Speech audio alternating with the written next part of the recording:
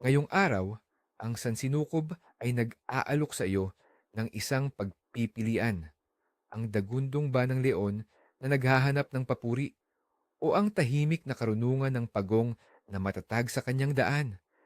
Ang isang landas ay maaaring magdulot ng pansamantalang palakpak, ngunit ang isa pa ay maghahatid sa iyo sa tunay na kapangyarihan at kaalaman. At sa gabay ko, ituturo ko sa iyo kung paano tahakin ng kosmiko at mahiwagang sangang daan na ito ng hindi naliligaw. Maligayang pagbabalik sa ating channel, mga kapwa ko manlalakbay sa ilalim ng sinag ng buwan. Ating sisirin ang enerhiya ng ika-15 araw ng Nobyembre. Ito ang ika-25 araw ng buwan na nasa ilalim ng huling kapat or waning gibbous phase. Ang buwan ay dahan-dahang nawawalan ng liwanag, isang panahon para sa pagmumuni-muni, pag-release, at pagtingin sa loob. Ngunit narito ang isang kaakit-akit na pag-ikot. Ang buwan ngayon ay naglalakbay sa marangya at maapoy na tanda ng Leo. Ang Leo na pinamumunuan ng araw ay nais na sumikat, maging sentro ng atensyon, at ipahayag ang sarili ng may drama at kumpiyansa. Samantala, ang pangunahing simbolo ng ika-25 araw ng buwan ay ang pagong. Ang pagong ay kumakatawan sa kabaligtaran, kabagalan, pag-iisa, malalim na karunungan, at proteksyon. Kaya, ang araw na ito ay isang sayaw sa pagitan ng apoy at tubig, ng panlabas na pagpapahayag at panloob na katahimikan. Isang araw na humahamon sa ating balansihin ang pagnanais na mapansin at ang pangangailangan para sa kapayapaan. Ang simbolo ng pagong ay isa sa mga pinakamatanda at pinakamakapangyarihang simbolo sa maraming kultura. Ang kanyang bahay ay laging nasa kanyang likuran, isang paalala na ang tunay na seguridad at tahanan ay matatagpuan sa loob natin. Ang enerhiya nito ay pasibo, hindi agresibo. Hindi ito nagmamadali dahil alam nito na ang lahat ay darating sa tamang panahon. Ito ay konektado sa elemento ng tubig na kumakatawan sa emosyon at intuisyon at sa lupa na simbolo ng katatagan at pagiging praktikal.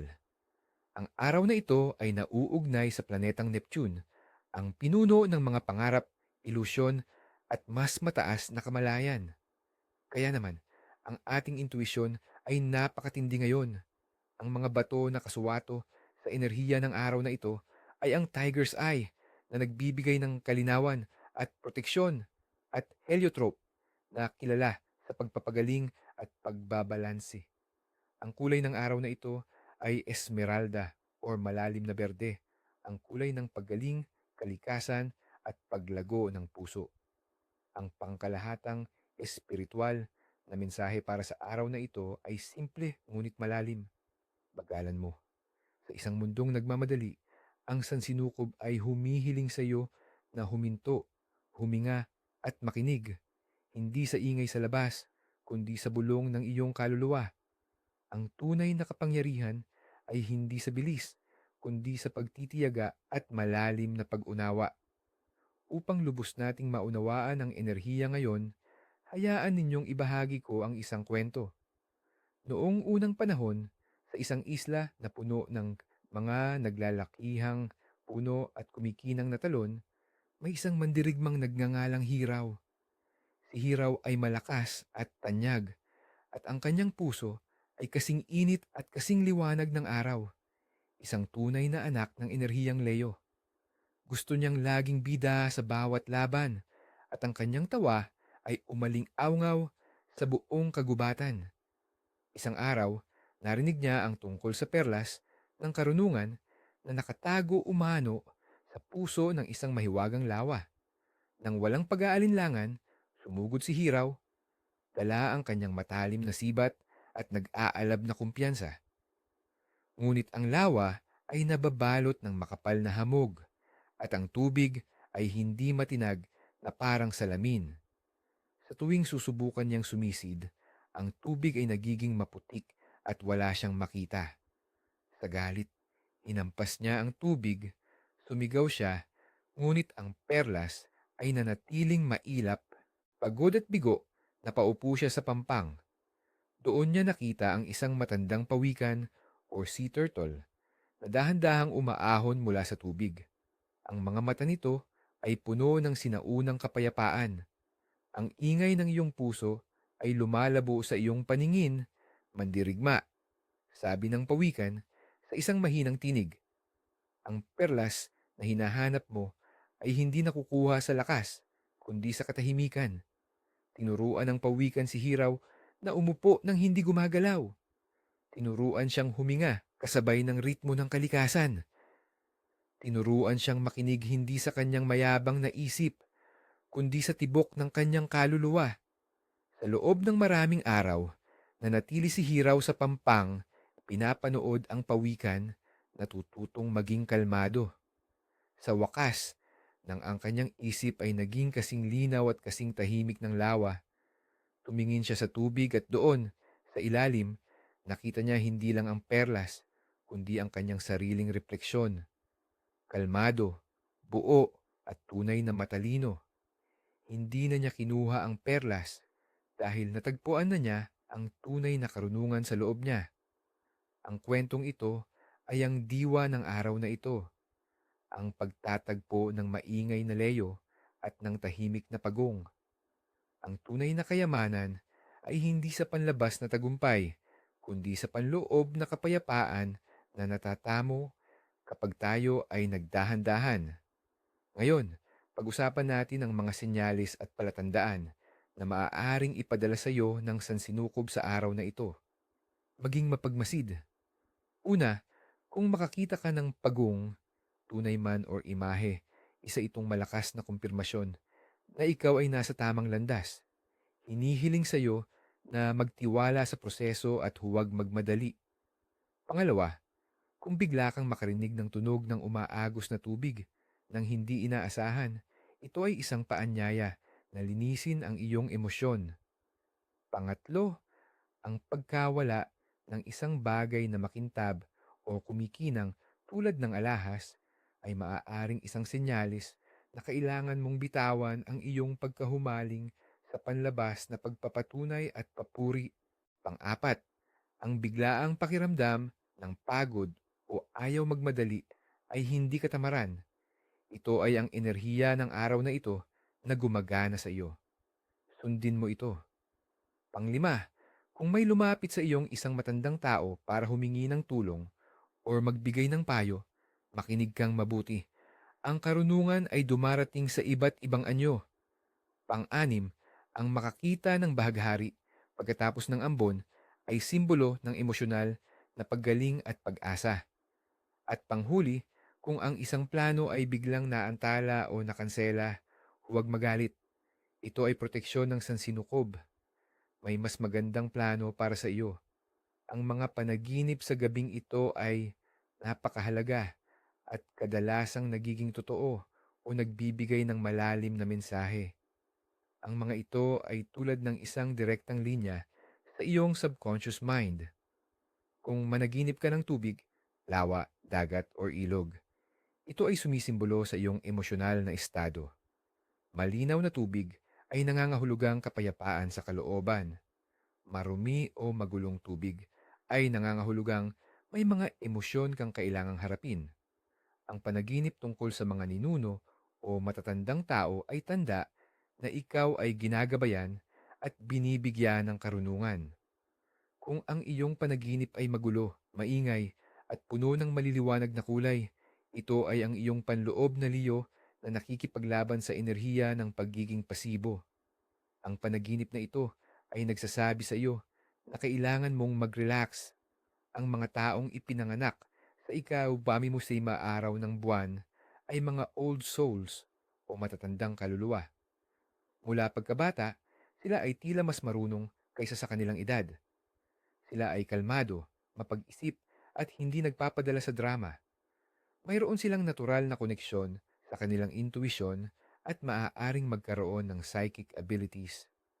Ang kanilang misyon sa buhay ay hindi ang magkamal ng yaman o katanyagan, kundi ang mag-ipon ng karunungan at ibahagi ito sa iba sa tahimik na paraan. Kung sila ay ipinanganak na may buwan sa liyo, ang kanilang hamon sa buhay ay ang matutunang ipahayag ang kanilang malalim na kaalaman sa isang paraan na totoo sa kanilang sarili nang hindi hinahanap ang palakpak ng iba. Ngayon, tingnan natin kung paano naiimpluwensyahan ng enerhiya ng araw na ito ang mga pangunahing aspeto ng ating buhay. Sa pag-ibig at relasyon, hindi ito ang araw para sa mga maapoy at dramatikong date o malalaking romantikong kilos. Ito ay isang araw para sa tahimik at malalim na koneksyon. Magandang pagkakataon para sa mag-asawa na maupo at pag-usapan ang pundasyon ng kanilang relasyon. Kung ikaw ay single, gamitin ang araw na ito para pagnilayan kung ano talaga ang hinahanap mo sa isang partner. Iwasan ang mga bagong kakilala na masyadong showy o mayabang. Sa karera at pananalapi, huwag magmadali. Iwasan ang pagsisimula ng mga bagong proyekto, paggawa ng malalaking desisyon sa pera, o paglulunsad ng mga produkto. Ito ay isang perpektong araw para sa pagpaplano, pag-aaral, at pagrepaso sa mga nakaraang gawain.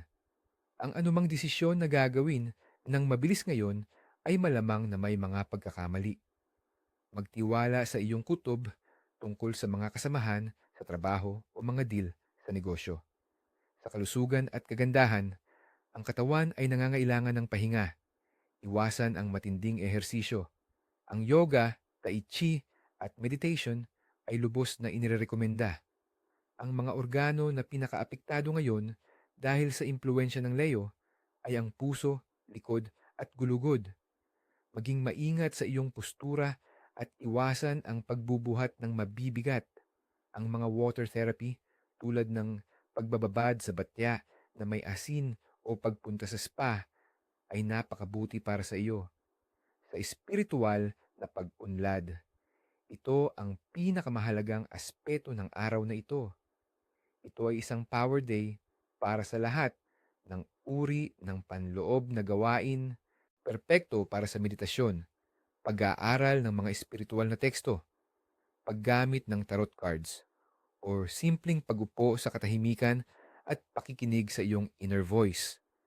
Dahil dito, narito ang ilang mga praktikal na gawain at ritual na maaari mong gawin upang lubusang magamit ang enerhiya ng araw na ito.